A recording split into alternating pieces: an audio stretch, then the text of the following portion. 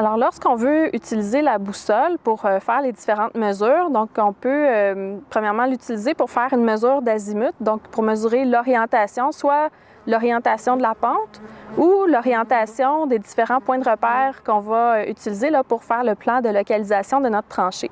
Lorsqu'on veut mesurer l'azimut, on va utiliser principalement le cadran qui est ici et on va vouloir en fait se baser sur la flèche magnétique, donc la partie rouge de la flèche qui est attirée vers le nord. Donc, ce qu'on dit, c'est qu'on met la flèche rouge dans sa maison. Donc, on voit que sur le fond du cadran, il y a une flèche dessinée en rouge.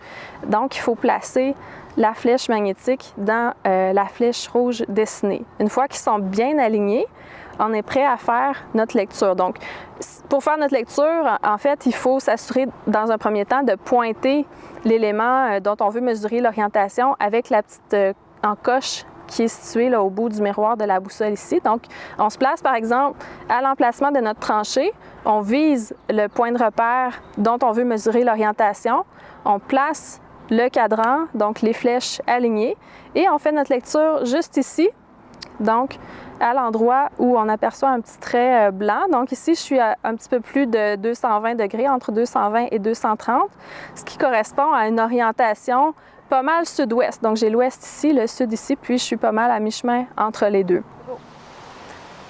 Donc si on veut maintenant mesurer l'inclinaison de la pente avec la boussole, donc on va utiliser des parties différentes de la boussole cette fois-ci. Donc on va encore pivoter notre cadran gradué, mais les graduations qu'on va utiliser, auxquelles on va se référer, sont celles qui sont en noir sur le fond transparent de la boussole. Donc elles sont conçues comme un rapporteur d'angle. La première des choses, c'est d'aligner ce côté gradué du fond de la boussole avec les traits blancs de chaque côté. Donc un côté de notre graduation qui va être à l'arrière de la boussole, notre 90 degrés, et l'autre 90 degrés, l'autre côté, avec l'avant de la boussole. Donc, ça correspond à ouest et est. Puis, on a notre rapporteur d'angle ici.